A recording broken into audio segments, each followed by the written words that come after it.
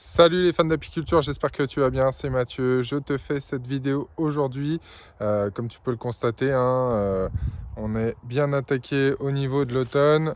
On est sur le rucher forêt et comme tu peux le voir, pas mal de feuilles sont tombées. Donc voilà, ce qui indique vraiment que l'hivernage, on est en plein dedans. Comme tu pourras le voir juste après, les colonies qui sont derrière moi ne sortent quasiment plus. En plus de ça, il fait très mauvais temps.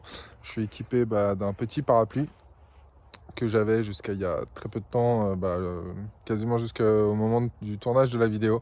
Là, ça s'est calmé, donc tant mieux. Si ce n'est pas déjà fait, tu as l'e-book offert des 10 plantes mellifères utiles pour les abeilles pendant toute la saison. Tu as aussi les formations qui peuvent être prises en charge via ton CPF et d'autres formations. Des choses aussi à venir, pas que sur la région parisienne, mais aussi en France. Je te laisse découvrir ça d'ici très peu de temps sur le site internet. Et quant à nous, on va attaquer la vidéo sur le thème de les réducteurs d'entrée Nico, les réducteurs donc verts, ne sont plus efficaces contre le frelon asiatique. Allez, je t'explique tout ça. Comme tu le sais, quand tu achètes une ruche, tu as le choix de la matière que tu vas avoir au niveau de ton corps de ruche et de ton plancher. Nous, on avait fait le choix d'avoir des planchers Nico plastiques pour la facilité d'utilisation des réducteurs d'entrée, que ce soit le réducteur blanc ou que ce soit le réducteur vert, ce qui est ultra simple à mettre en place, en tout cas voilà ce qu'on trouve par rapport au réducteur métal. Cette année, on a remarqué une problématique, c'est que le frelon asiatique s'adaptant de plus en plus à notre territoire, celui-ci diminue de taille. Et malheureusement, avec les réducteurs verts Nico spécial frelon asiatique, le frelon asiatique maintenant arrive à rentrer. Donc je vais te mettre une vidéo sur laquelle tu vas pouvoir observer une entrée et surtout la sortie d'un frelon avec une abeille. Donc qui est carrément rentré, il se barre avec une abeille, il retourne à sa colonie. Et donc nous on a dû prendre des mesures par rapport à ça, et donc on a fait sauter une grosse majorité de nos réducteurs d'entrée verts. Pourquoi je dis une grosse majorité? Parce que juste avant l'hivernage, on n'avait pas assez de réducteurs métal pour pouvoir tout remplacer. Donc on a remplacé les colonies là où on voyait du frelon rentrer et sortir potentiellement, les ruchers qui étaient le plus exposés au frelon asiatique. À savoir que sur le rucher forêt, ça fait déjà 2 à 3 ans où on constate peu de frelons, donc on va dire que c'est un avantage, mais sur d'autres ruchers comme on peut avoir sur Porte de Paris et notre rucher qui est situé aussi sur Nanterre.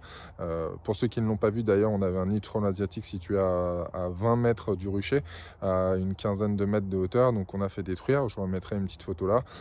Ceux qui nous suivent sur Instagram, vous avez pu voir les photos et aussi les stories, donc ça je vous apprends rien, mais pour les autres, voilà, je vais vous mettre une petite photo comme ça, vous pourrez voir ça.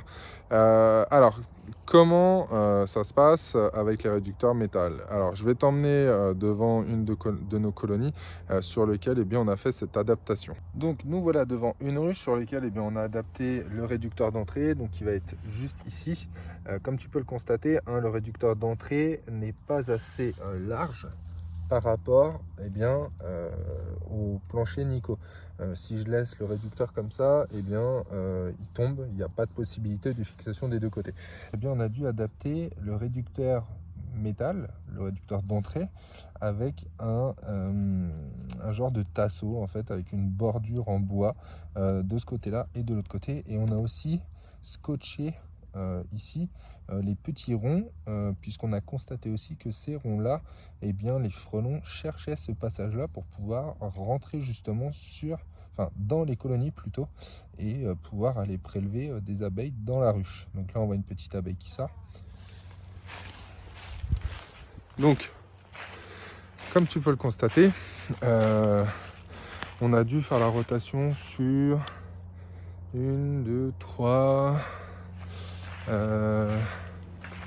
4, on avait 4 ou 5 colonies qui étaient embêtées ici avec potentiellement du frelon qui tournait autour. Et en fait, il y a un espacement qui se fait entre les réducteurs entre les réducteurs d'entrée et le plancher plastique. Et eh bien, ces quelques millimètres en trop laissent passer le frelon. Alors, tu vas me dire, ok, c'est pas normal, comment ça se fait qu'il y a ces quelques millimètres? Tout simplement, le plastique, c'est un peu comme le bois, ça joue aussi avec le temps et aussi au niveau du positionnement, de l'exposition au soleil aussi.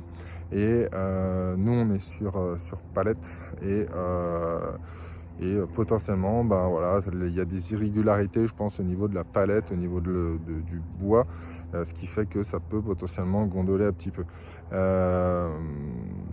Attention, je ne dis pas que tous les frelons arrivent à rentrer dans les colonies. Je ne dis pas que les réducteurs d'entrée Nico verts sont totalement inefficaces. Je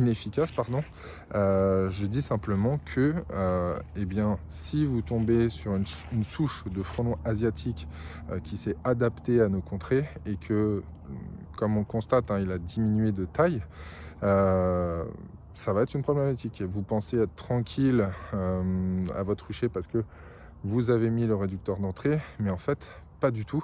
Vous ne serez pas du tout tranquille. Et lorsque vous allez revenir, vous allez trouver des frelons qui rentrent et qui sortent de votre colonie et qui sont en train de se gaver avec vos abeilles. Ce qui fait que vous allez avoir des pertes hivernales. Vous vous posez des questions, comment ça se fait, j'ai traité, est-ce que c'est le varroa, j'ai une maladie, les abeilles ont déserté. Et potentiellement, si vous n'étiez pas derrière, le frelon, il est venu bouffer toute votre colonie, voilà, discrètement, impunément, malgré le fait que vous ayez les réducteurs d'entrée. Donc je tenais vraiment à attirer votre attention là-dessus.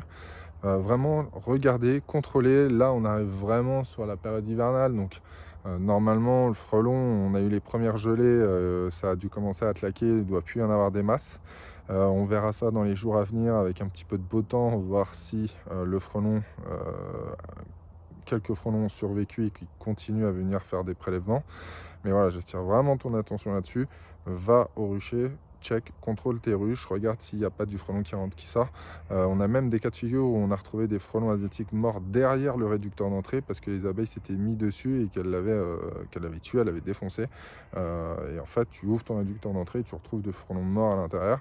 Et c'est encore pire quand ça arrive au printemps, que tu fais ton remplacement de plancher au printemps pour le nettoyer, que tu vois ça, parce que c'est que tu n'as vraiment pas eu de suivi derrière en fait. Donc n'hésite pas à aller au rucher de temps en temps si tu vois que le frelon asiatique est encore présent au moment où je fais cette vidéo et où l'hivernage peut ne pas être totalement pris en compte actuellement.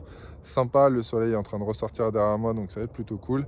Voilà en tout cas ce que je voulais te dire. Donc vraiment attention au réducteur d'entrée Nico, en fonction du positionnement de ta ruche et de la pression du frelon asiatique et du type de frelon asiatique que tu peux avoir, tu peux en avoir qui arrivent à rentrer à l'intérieur. C'est pas un cas isolé ce que je te montre, c'est vraiment, on l'a constaté sur plusieurs réducteurs. Donc si Nico arrive à voir cette vidéo, prenez ça en compte et réduisez encore de quelques millimètres l'entrée, le passage plutôt des abeilles, ce qui serait un petit peu plus safe pour les abeilles. C'est la fin de la vidéo pour moi. J'espère que celle-ci t'a plu. N'hésite pas à la liker, à la partager si tu as des amis qui peuvent avoir ce genre de soucis ou tu penses qu'ils ont ce genre de soucis. Si ce n'est pas déjà fait, abonne-toi et surtout active la cloche.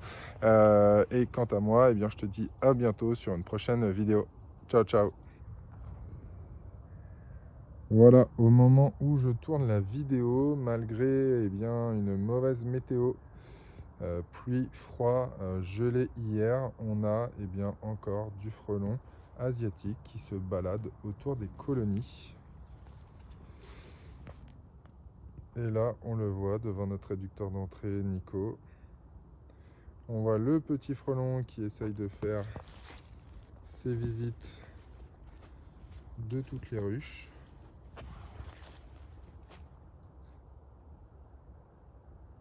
Qui essaye de gratter un passage en fonction d'une colonie qui pourrait trouver qui ne serait pas protégée.